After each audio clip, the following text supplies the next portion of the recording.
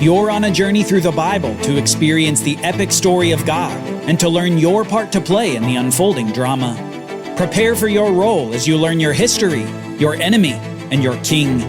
Welcome to the Bible Brief. Join us today as we see the fall of the Babylonian Empire.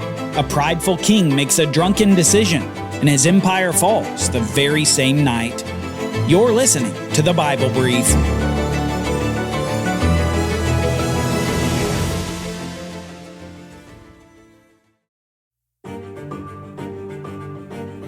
The king of Babylon is missing in action. Missing since that fateful day at the royal palace when he bragged to himself of all the grandeur of his kingdom that he'd built. Missing since he'd heard that voice from heaven speaking these words: "It is decreed to you, King Nebuchadnezzar, that the kingdom has departed from you.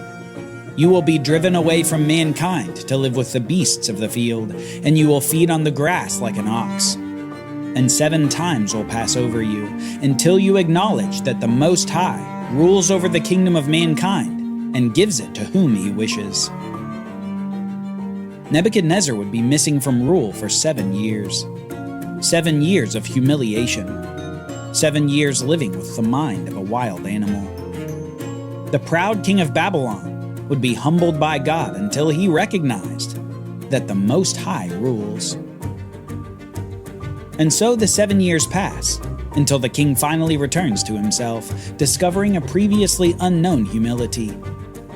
At the end of the 7 years, Nebuchadnezzar says this: "At the end of those days I, Nebuchadnezzar, looked up to heaven, and my sanity was restored to me.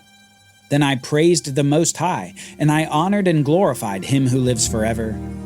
For his dominion is an everlasting dominion, and his kingdom endures from generation to generation. All the peoples of the earth are counted as nothing, and he does as he pleases with the army of heaven and the peoples of the earth. There is no one who can restrain his hand or say to him, 'What have you done?'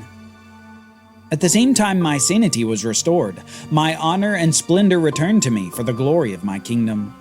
My advisors and nobles sought me out, and I was restored to my throne, and surpassing greatness was added to me.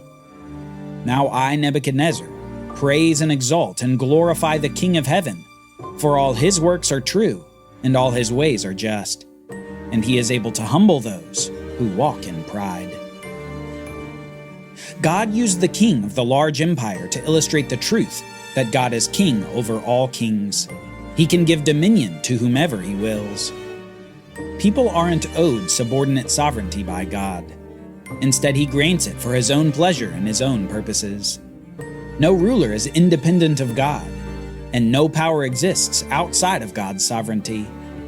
A fact that the proud rulers of our present age would do well to remember.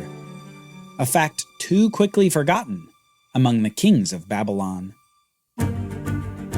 After this account of the new humility of Nebuchadnezzar, the narrative quickly shifts to a later ruler of Babylon, a descendant of Nebuchadnezzar. This king's name is Belshazzar, and Belshazzar is removed from rule in an entirely different way. Rather than a 7-year hiatus like Nebuchadnezzar, Belshazzar is removed permanently in dramatic fashion. His removal begins with a big party, interrupted by a floating hand writing strange words on the wall. King Belshazzar held a great feast for 1,000 of his nobles, and he drank wine with them. Under the influence of the wine, Belshazzar gave orders to bring in the gold and silver vessels that Nebuchadnezzar his father had taken from the temple in Jerusalem, so that the king could drink from them, along with his nobles, his wives, and his concubines. Thus they brought in the gold vessels that had been taken from the temple, the house of God in Jerusalem, and the king drank from them, along with his nobles, his wives, and his concubines. As they drank the wine, they praised their gods of gold and silver, bronze and iron, wood and stone. At that moment, the fingers of a human hand appeared and wrote on the plaster of the wall, near the lampstand in the royal palace. As the king watched that the hand was writing, his face grew pale and his thoughts so alarmed that his hips gave way and his knees knocked together. The king called out for the enchanters, astrologers, and diviners to be brought in, and he said to these wise men of Babylon, "Whoever reads this inscription and tells me its interpretation will be clothed in purple and have a gold chain placed around his neck, and he will be made the third highest ruler in the kingdom." So all the king's wise men came in, but they couldn't read the inscription or interpret it for him. Then King Belshazzar became even more terrified, his face grew even more paled, and his nobles were bewildered. Notice the events leading up to the hand appearing to write on the wall. Belshazzar is throwing a party for thousands of people, and likely many were in a state of drunkenness. In this state, they decide to bring in some of the items formerly used in the Temple of Jerusalem for worship, items that would have been exclusively used by priests, as they had performed their duties in the temple built by Solomon. At the party, these temple items are brought in, and the partiers casually drink out of them, praising the Babylonian gods of gold, silver, bronze, iron, wood, and stone. These items for worship of the true God were used to worship the fake gods of the Babylonians. It's at this point that the hand appears, writing an inscription on the wall that none of the wise men of Babylon can understand, writing that Belshazzar senses the importance of. His knees are knocking together, and his color changes. He senses a sort of impending judgment, though mysterious, hidden in the language of the writing on the wall. Soon Belshazzar's queen comes into the party. Hearing the outcry of the king and his nobles, the queen entered the banquet hall. "O king, may you live forever," she said. "Do not let your thoughts terrify you or your face grow pale. There is a man in your kingdom who has the spirit of the holy gods in him. In the days of your father, he was found to have insight, intelligence, and wisdom like that of the gods.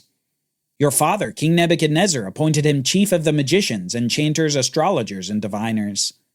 Your own father, the king, did this because Daniel, the one he named Belteshazzar, was found to have an extraordinary spirit, as well as knowledge, understanding, and the ability to interpret dreams, explain riddles, and solve difficult problems. Summon Daniel, therefore, and he will give you the interpretation." The prophet Daniel, now probably in his 80s, had apparently lost some fame since the days of Nebuchadnezzar. But the queen remembered the aged prophet, suggesting that the man be called to give wise counsel. And so Daniel is sought. Soon he comes into the room to make known the interpretation of the writing on the wall. But before he reveals the mystery, he tells Belshazzar a story he already knows.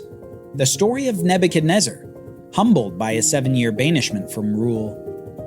Daniel knows Belshazzar is familiar with the story, and Daniel knows that Belshazzar hasn't heeded its lesson. Daniel says this, "But you, his son, O Belshazzar, have not humbled your heart, even though you knew all this. Instead, you have exalted yourself against the Lord of heaven. The vessels from his house were brought to you, and as you drank wine from them with your nobles' wives and concubines, you praised your gods of silver and gold, bronze and iron, wood and stone, which cannot see or hear or understand. But you have failed to glorify the God who holds in his hands your very breath and all your ways. Therefore he sent the hand that wrote the inscription." Now this is the inscription that was written, "Mene, Mene, Tekel Parsin." And this is the interpretation of the message. Mene means that God has numbered the days of your reign and brought it to an end. Tekel means you have been weighed and measured on the scales and found wanting. Perez means that your kingdom has been divided and given over to the Medes and the Persians.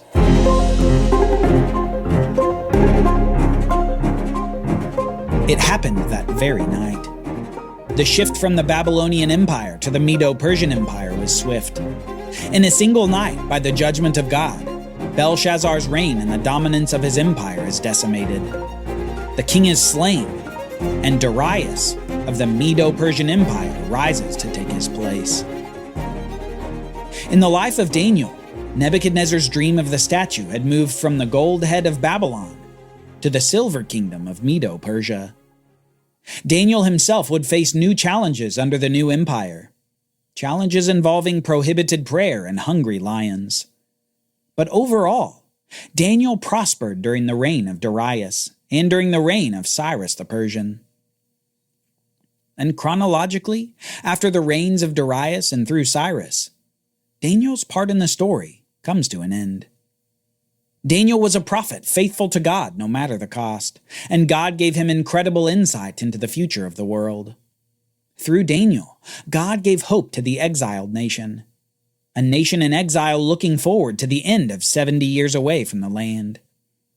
Through Daniel, God was giving a hopeful view into the future of Israel.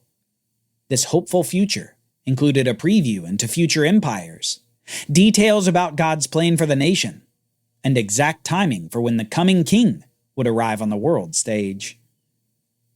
With the future laid out, the nation would move into the next era of its history, an era that would begin with a decree from King Cyrus near the end of Daniel's life. The decree announced the end of the exile and a return of the exiles to the land of Canaan. The decree begins a new phase for the Jewish people. The Bible records this at the very end of the book of 2 Chronicles. In the first year of Cyrus, king of Persia, to fulfill the word of the Lord spoken through Jeremiah, the Lord stirred the spirit of Cyrus, king of Persia, to send a proclamation throughout his kingdom and to put it in writing as follows. This is what Cyrus, king of Persia, says. The Lord, the God of heaven, who has given me all the kingdoms of the earth, has appointed me to build a house for him at Jerusalem in Judah.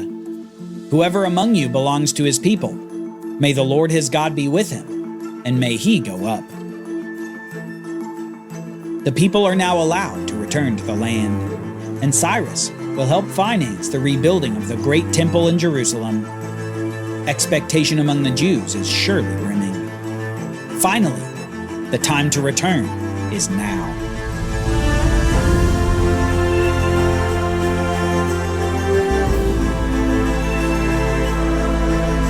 Join us next time as we see a remnant of exiles return to the land. What will they find when they get there? Will it be peace or war? And how will this work out with Cyrus still ruling over the region? Will David's dynasty ever return? For Bible readings, reflection questions, and quizzes, don't miss the Bible Brief app. Available on iOS and Android so you can go deeper into the story. The Bible Brief is a project of the Bible Literacy Foundation, a nonprofit dedicated to helping you learn the Bible. Give to support the Bible Brief by visiting BibleBrief.org or tap the Give link in the show notes. Thank you for supporting the Bible Literacy Foundation.